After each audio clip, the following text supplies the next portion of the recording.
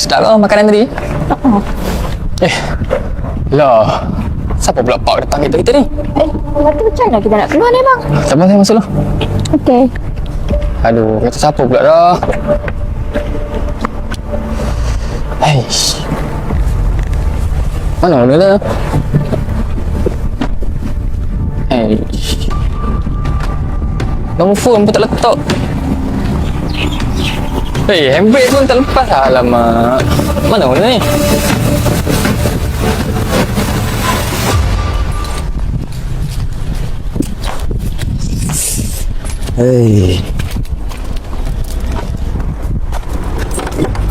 Brother, lain kali parking elok sikit. Orang nak keluar ni. Tak lah, ni apa masalah hang? Ha? Dah abang, kalau boleh parking elok sikit. Saya nak keluar. Hang siapa nak ajak aku ah? Tak ada abang. Abang dah block saya nak lalu keluar ni. Hang cari pasal dengan aku. Tak ada brother. Brother dah block saya nak keluar ni. Hang jangan nak ajak aku lah. Kau kata aku nak pergi mana pun. Tapi laluan saya nak keluar pun. Bagi kat aku lah. Tapi brother, saya dah lewat. Saya nak keluar. Brother block saya sekarang ni. Pasal dengan aku kau apa? Ha?